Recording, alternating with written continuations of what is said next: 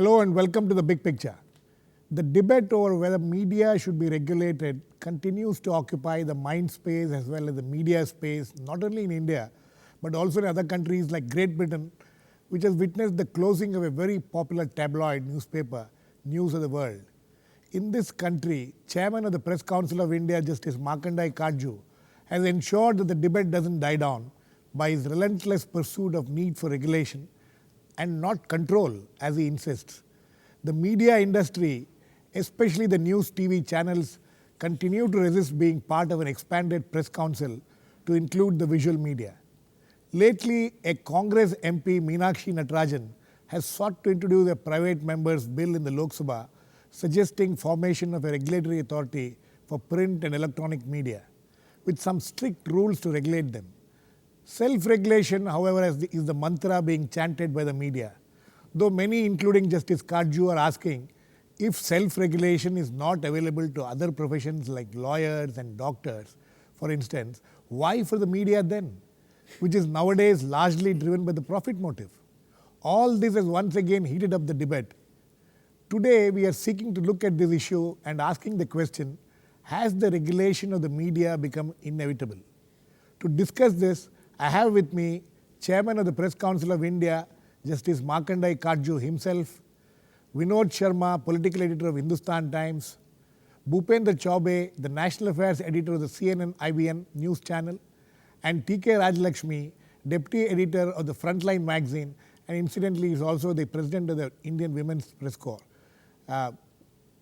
Welcome to all my guests.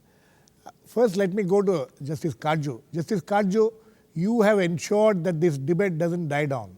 Today, your article in The Hindu has raised a very interesting issue. You say that since media is nowadays driven by profit motive, being businessmen running these media houses, why should they be free from regulation? How do you justify this?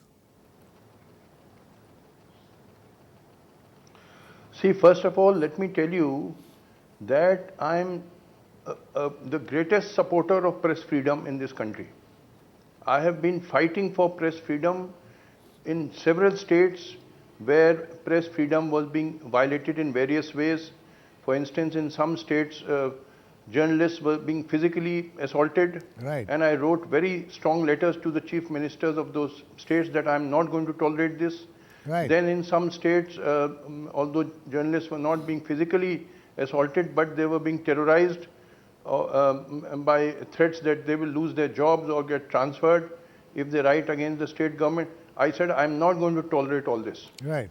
Media has a very important role in a democracy, and I'm all for freedom of the media. Right. But at the same time, I have been constantly saying that no freedom can be absolute. Right. Every freedom is subject to reasonable restrictions in the public interest. Like all social activity has to be coupled with responsibility. Justice Katju, not in favor of control, mind you. I know. There's a difference between... Absolutely. Yes? Justice Katju, my question is, in the context of what you have written today, you say that, the businessmen run media houses, profit is the motive. See, ever since the media has been in existence in this country, at least after the independence, every successful media house has run, if they were not making profits, they wouldn't be running the media houses. So now what is different? Let me tell you this, there's nothing wrong in making profit. Right. But this must be coupled with social responsibilities. A businessman cannot be allowed to say that I must make profit even if the rest of society goes to hell. This he cannot be allowed to say.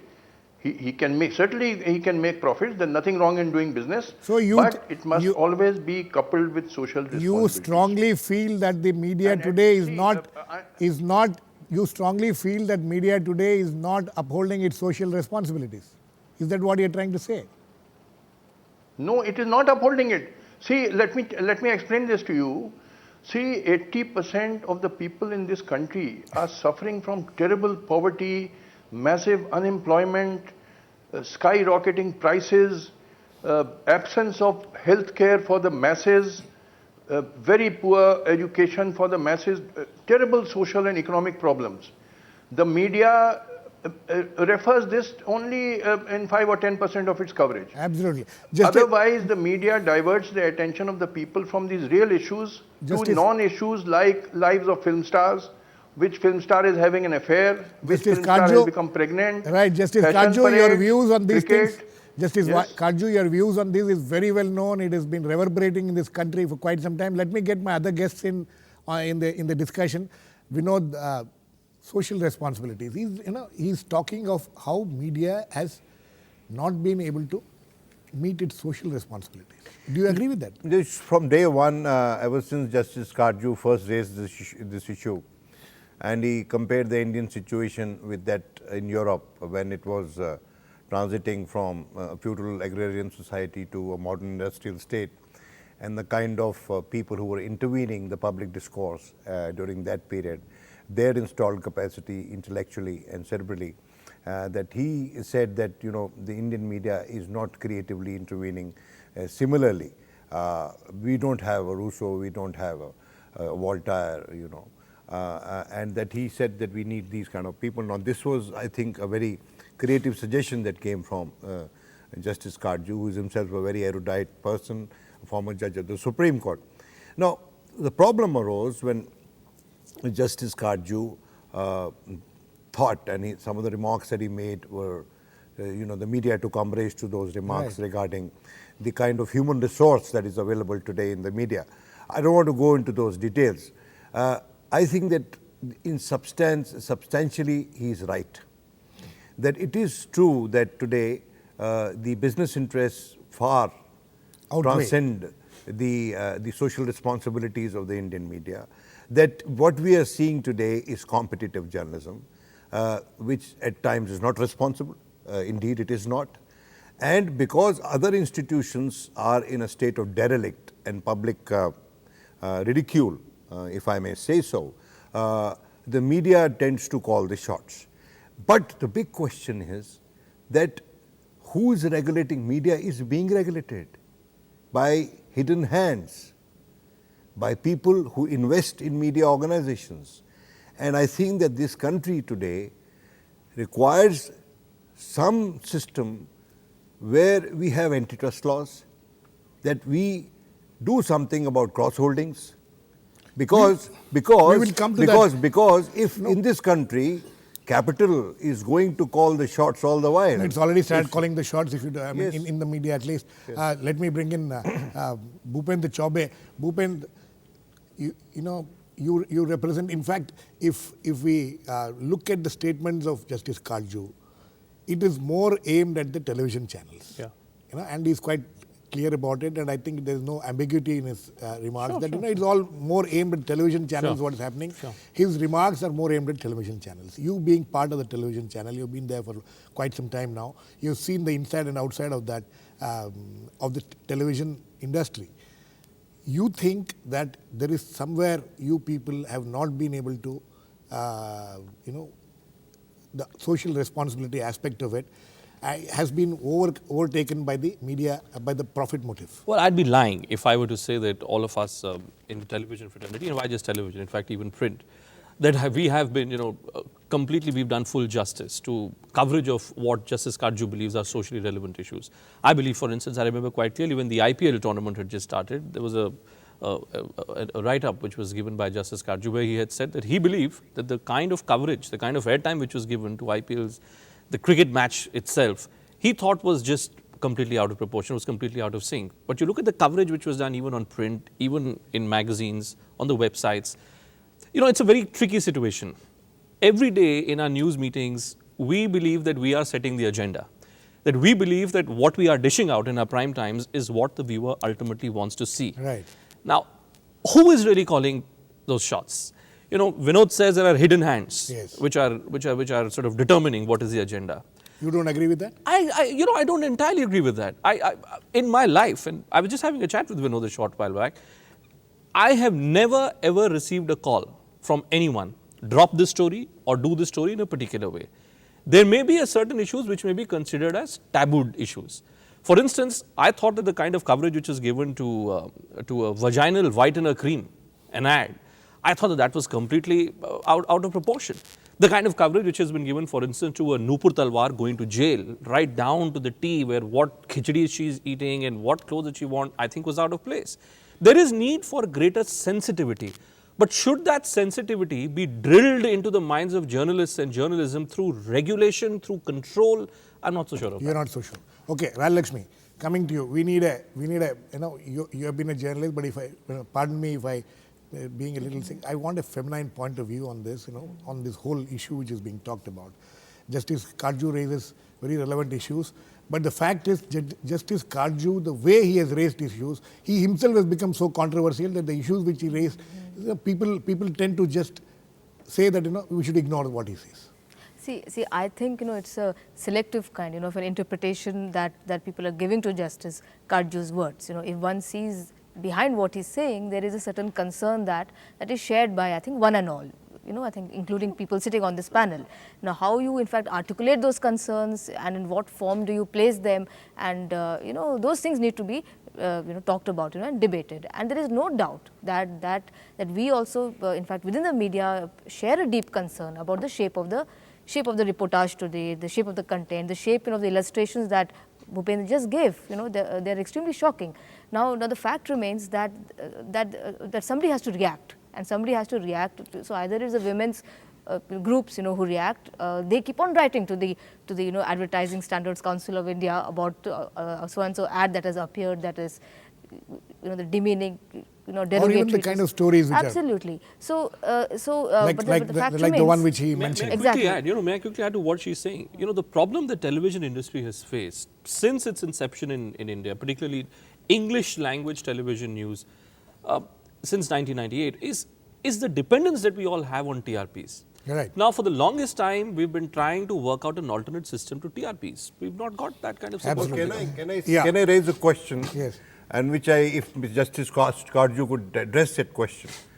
You see, what forms the fundamental of the press freedom in this country? It is the freedom of speech. It is a derived freedom. Article 19(1)(a). It is assumed that after having granted this freedom to the media, that media disseminating news and information being power, it will empower public opinion at large, right. And an empowered public opinion makes a democracy robust. Absolutely. Now, the basic question I am raising is that whether dissemination of information is taking place in the order that has been envisaged by the constitution makers, or is there a need, given the increasing influence of profiteering? Even Vice President Hamid Ansari, right. In one of the lectures that he gave at one of the seminars organized by Rajya Sabha television, not Rajya Sabha, some years ago, said that of the 4 pillars of Indian state, Indian democracy, the only pillar which is professedly profiteering pillar is the media. So the responsibility that devolves on the media is much greater. That's a very important issue. Can I ask Justice Katju that is there a need today to revisit the concept of press freedom as derived from the freedom of speech, to get a judgment from a court as to whether it is being honestly applied? That's a very important. Justice Katju, you must have heard what Vinod is asking. Do you have anything to say on that? Yes. See, I'm all for freedom, but freedom must be coupled with responsibilities, as I have already said. I am not in favor of controls. I am in favor of regulation. No, Justice Katju, Vinod is difference. Justice Katju, Vinod is asking about revisiting Article 19(1)(a) itself. He says that whether the media, maybe the judiciary, the highest court of the land needs to look at this entire issue. The Supreme Court itself is now hearing about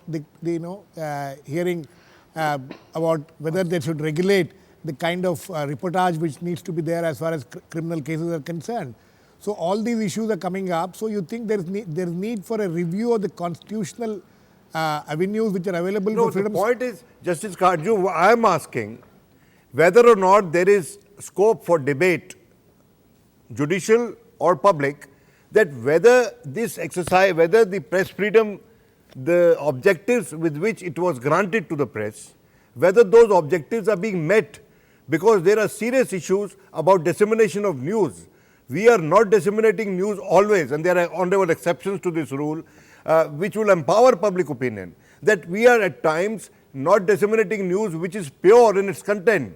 Now, if news is commodity, sir, then the media should be covered by the Prevention of Adulteration, Act, like any other, small trader. For the simple reason that if news is a commodity and if it has to be sold like a bundle of sugar or a bundle of wheat, then we should be as much accountable as the grocers are or the traders of wheat are. This is Katju. Can I respond? Yeah, please. Can I respond? Yeah, please respond, Justice Katju. Now, I was speaking to one owner of, he owns several TV channels, he owns several journals, I will not name him. And he said that, look, I'm a businessman. Okay. I will supply the public what it wants. Right. I told him that, look, you are degrading the media. The media is not an ordinary business which deals in commodities. It deals with ideas. The job of the media is not only to give information to the public. In a country like India, which is passing through a transitional period, the job of the media is also to give leadership to the people in the realm of ideas, like the European media did at the time when Europe was passing through its transition. Voltaire attacked religious bigotry, Rousseau attacked feudal despotism, Thomas Paine proclaimed the rights of man. This is also what people must be doing. In India, the desperate need is for spreading scientific thinking to every nook and corner of the country, because the worst thing in life is poverty, and 80% of our people are poor. The only way to abolish poverty and unemployment is to spread scientific thinking to every nook and corner of this country. Okay. Instead of doing that, many TV channels are showing astrology, which is superstition. So they are doing something anti-national. And you are diverting attention of the people from the massive economic, socio-economic problems it is also towards frivolous issues like... Okay. Justice Katju, I will come back. Anti-science, you are spreading superstitions. Absolutely. Justice Katju, please stay on. We need to go into a short break now. We'll come back very soon. Please keep watching.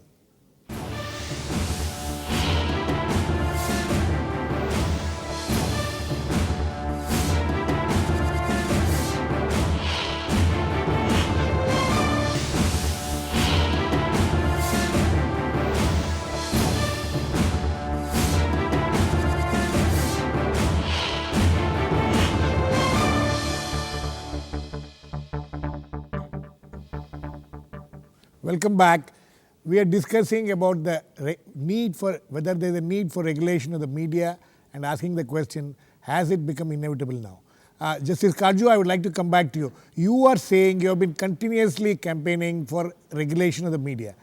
But I would like, and you, especially you want to bring the television channels in the ambit of the Press Council and expand it into a media council. But please tell us, you have been the chairman of the Press Council for some months now. What kind of changes have you been able to bring about? Because Press Council is seen as something which is toothless.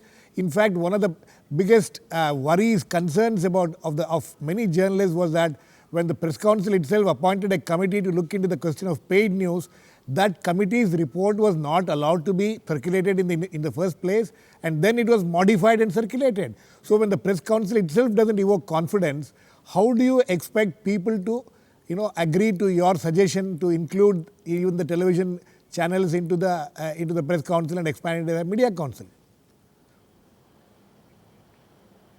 Firstly, let me tell you that within 1 hour of my taking over as the chairman of the Press Council of India, I passed an order that immediately the report of Mr. Paranjoy Guha Thakurda and Srinivas Reddy must be placed on the website of the Press Council, and within 1 hour it was placed on the website. Right. I said this will not be concealed. It is shameful that this has been sought to be suppressed by, in fact, by some members of the Press Council. Absolutely. That is a shameful act. Absolutely. Secondly, the body which was regarded toothless now is emerging as one of the most powerful bodies in this country. Do you know the Press Council of India? I have issued notices to chief ministers that I'll get you dismissed if you don't Justice uphold press freedom. Justice and Katju, I can do it. No, if you and don't. Listen to me. Yes. Yes, please go on. Please go, carry on, sir. Listen, it all depends on the man who is on the chair. See, even without the amendments to the Press Council Act, which I wanted, and I met the Prime Minister saying that give us, you amend the Press Council Act and give us more teeth and add the electronic media in the Press Council, but nothing came out. But despite that, I have made the Press Council a very powerful body, and I can tell you even chief ministers now are scared. Okay. Chief No, Minister Justice Katju, Justice Katju, 1 minute. Sir, Justice the Katju, sole Vinod news- wants to respond to this. Sir, Justice Katju, sir, the paid news concept is as grave as members of parliament selling their basic privilege to question government, to make it accountable, selling that they question for cash for query, you know. May I just say no, one one sec, cash for query. Now, may I say, sir, that as a former judge of the Supreme Court, don't you think paid news is enough of reason to revisit this whole concept of press freedom? Because if you are selling the space, then what kind of dissemination, honest dissemination of information are you doing? Let me put up a direct question before you, sir. Sir, why couldn't you have not been able to implement the recommendations of your committee? Sir, only now, one why question. could you go to the Supreme Court and get an order that this should be stopped forthwith? Because Absolutely. it is ultra-virus of the Vinod, Constitution. Vinod, let Bhupendra- I only one have second, a let direct Bhupendra- question for you, Justice Katju, because I've been One seeing second. this. May I answer? Sir, I've just been. Justice Katju, Bhupendra Chaubey also has Only a one question point, you can sir. answer and after it's a that. very direct question, sir, because I've been seeing that you've been asking for a complete Let stop. me answer one by one. It's a related question. It's a related question which let is him slightly answer. more direct, sir. I think probably it'll be May I easier for you to answer? answer this one. I just want to know, is it possible for you to completely put an end to all kind of advertising which is done by different ministries, by the Lok Sabha Speaker herself, often in different media departments? Can you put an end to that if you believe that there is a clash of interest there? Can I answer now? Yeah, Will you please, have patience please, to hear the answer? Yes, please answer now. Now see, these evils are, now listen, have the patience to listen. See, these evils are so widespread that it is going to take time. Please, I'm not a magician that in one day I'll cure all the evils which have accumulated over several decades. This paid news, have you any idea? You know, a very senior politician told me just a couple of days back. He said that the thing is, the situation is so bad. I mean, this is what his version was, that most of the journalists, they, if we hold a press conference, we have to pay them money in advance. Absolutely, and even sir. those who don't attend the press conference, they demand money. They said that Yes. then only we will take the coverage from some friend of ours. Justice and Katju, we'll give things you have- favorable. Now this is so widespread. Absolutely. Justice Katju, one Can second. I answer if you have patience to listen? See, the problem is you don't have patience to listen. No, we don't have See, much these time, sir. That's evils why we're are trying so to get. widespread and. All right, I've answered you then. So I think Justice it's a commendable- Katju, I've answered Rajlakshmi. you. These Yes, evils will Rajlakshmi. take I time think- to, I think No, it's no, a I'll very come commendable- back. can't be solved in one day. Exactly. I We're just, we are just trying to, start a debate. Yeah, Justice See, Rajlakshmi. I think that that's an extremely commendable thing what the PCI did to bring out a report on the paid news issue and to also put it out in the public domain. I mean, I think that should clinch it, as far as the intentions of the PCI concerned. goes. Now, as far as the recommendations are concerned, I think the onus lies on the government also to take it is a clear actually view. today- The PCI no, has we- come out with very strong paid news recommendations is about not just- amending the RPI Act. No, Now, Rajlakshmi, who does that? Agreed, but paid news is onus not the lies only. on the newspaper organization. Paid news is Also, not the only absolutely, thing. The it's key not that. question today is, can media be regulated? Justice Katju, for the last time for you, do you think the electronic media in this country can be regulated at all? Yes, I very much think it can be regulated, and it must be regulated, because every social activity has to be regulated. If lawyers, which is who have a free profession, their license can be cancelled or suspended for professional misconduct, and doctor's license can be suspended or cancelled for medical misconduct, and chartered accountant and so on, and I as a Supreme Court judge could be impeached and thrown out if I started taking bribes and all that. Right. Why can't the media, electronic media be regulated and punished and penalized if they do wrong thing? They say no. We should not, everybody else should be accountable, but we should not be accountable. We should have self-regulation, which is no regulation. Absolutely. Okay. Judges can be thrown out if they do misconduct, but you can't be. Why can't your license be suspended? Supposing an electronic channel is doing spreading communal hatred or spreading superstitions, why should its license not be suspended? And it you should think, be, must be, and in the Justice national Katju, interest, because we have to have scientific progress. and Justice Katju, you think the Media Council will be the right body to do this regulation, to undertake this regulation? Yes, because you must understand the press council, and which can be converted into media council, has 28 members at present. I am only the chairman. Right. And 20 of those 28 members are from the press. Okay. And all decisions are taken by majority vote. And several times my suggestions have been rejected by the majority, and I have respected the majority. Okay, so it's okay. not that I Justice alone Katju, decide we are everything. completely... And if the electronic media people come, Justice Katju, we completely run out of time. Last words to all three of you. 30, right. Last 30 seconds. I just want to quickly say this: that why is this debate around regulation of media taking place at this time? Because since 2009, it's been the media, whether it's electronic media or the print media, which has been relentlessly exposing scam after scam of this government. So I also see something fishy about Rajalakshmi, you think this is so? What Bhupendra is saying is it's a part of a conspiracy of the UPA government to control the media. Do you agree with that? See, it's not just the government that is concerned about regulation. I think society too is concerned about the shape of the media. So it's not just the government. Vinod, I think that this debate. Last words. You see, it's a right issue getting associated with a wrong, perceptionally wrong entity. Right. But this debate is rather happening too late, because during NDA time, and I think Bhupendra Chaubey will accept that, if there was a portal which was killed out of vengeance because it exposed the government of the day. At least nothing of the sort has happened till now, because the government is perceived to be weak. Well, thankfully there is a bill which has come out from a member of the Congress party who chose to remain absent on the very day when that bill was to be presented. Unfortunately, we didn't have much time to discuss the Meenakshi Natarajan bill, but we'll do it very soon. We are completely run out of time. It's obvious that this is an issue which is going to raise a lot of heat in this country, and this debate needs to continue, because everybody agrees that there needs to be certain regulation, whether it is self-regulation or regulation from outside.